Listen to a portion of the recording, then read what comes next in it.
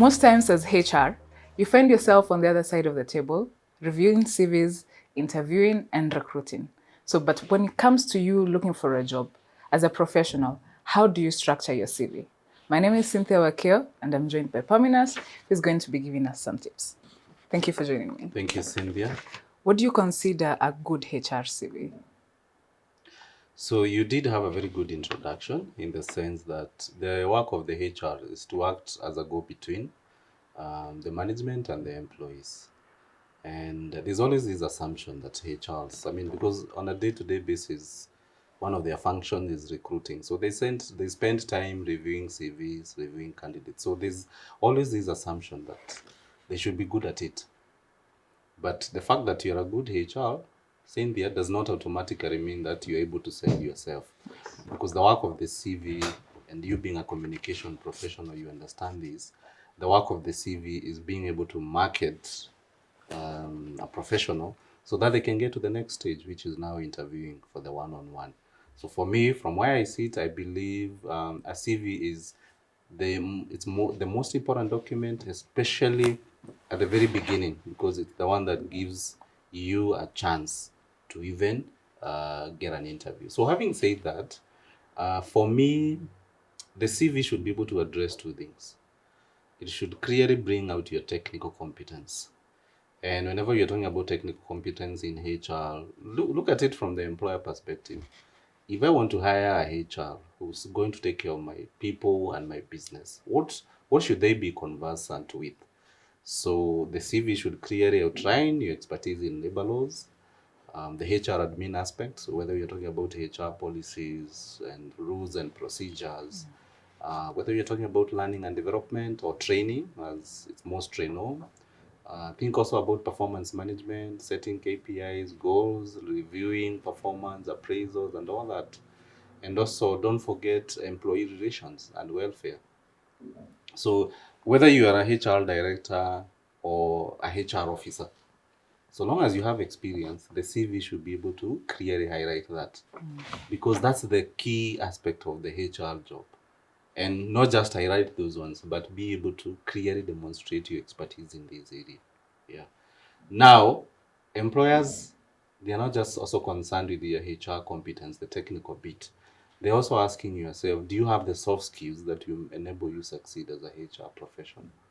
So whether it's leadership, emotional intelligence, time management, communication skills, influencing skills. So if you have these in your CV and you're able to demonstrate how you've been able to apply these skills, then you'll be able to stand out compared to another candidate who doesn't have this.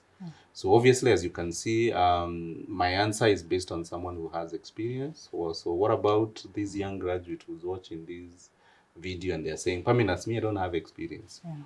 I think for them, what I would emphasize on is focus more on the soft skills.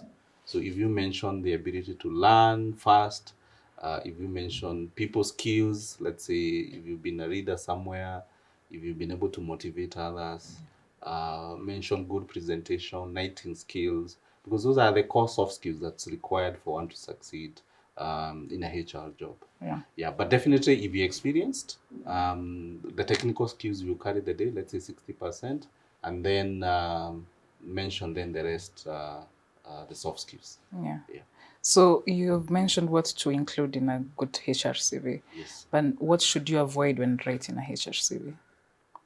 Now, in the 12 years I've been in recruitment, I've engaged and interact with many HR professionals. And sometimes I feel sorry for the HR professionals, because they don't apply some of the things that we practice on a day-to-day basis.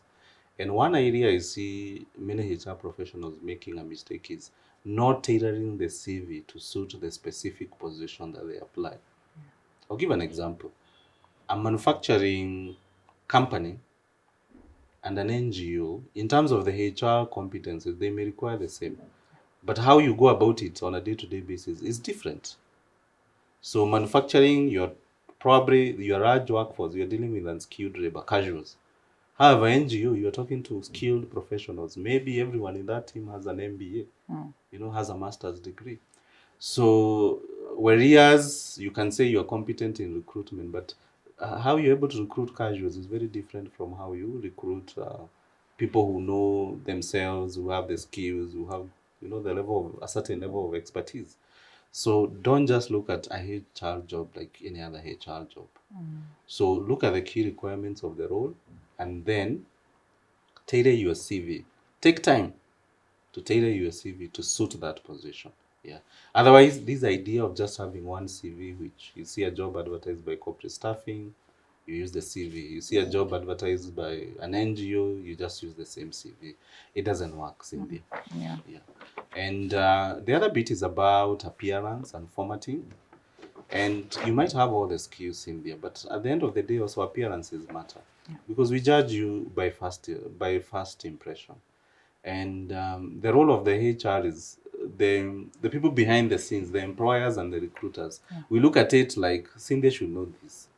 So if your CV is not well formatted, if I'm looking to hire a manager and I look at your CV and it doesn't really strike me that this is a management material candidate, then you're not going to get to the next stage, no matter how qualified you are. And remember, you're not the only HR professional. It's a competitive field. So at the end of the day, out of the 100 applications, why would I go with you? So that's where the formatting, the presentation comes in. Over and above you having the technical and the soft skills to do the job. Yeah. And as we wrap up, do you have any final advice to HR professionals in regards to their CVs? So my advice to them is seek help. It doesn't hurt to ask for a second opinion. So you can ask a fellow HR professional or you can ask someone from a totally different field. Just ask them, at first glance, what do you think about my CV? They'll give you feedback. Or you can engage people, professionals such as ourselves. So here at Corporate Staffing Services, we offer a free CV review where we look at your CV from the point of view of an employer, and we take it through a checklist. So we're able, from that checklist, we're able to give you feedback. And if you do want us to go further, where we rewrite the CV on your behalf, there's a small fee, and we're able to help you. If we feel after we've given you the feedback, you're able to do it yourself, we are here to empower you. So the most important thing is get feedback, and that way I believe you'll be at a better position. Yeah. Which is important because CV is the first impression you give. Precisely. It's about you, and if I've never met you, Cynthia, if I don't know who you are, so it's the only document that I'll rely on. Yes. So the question is the CV selling you? Is it doing you a disservice? Is it working for you or it's a disservice? Yeah. All right. Thank you for your time. Karibu sana. Thank you for watching. If you're having any doubts on how good your CV is selling you to employers, feel free to reach out to us by clicking on the link below and we'll reach out to you. See you next time.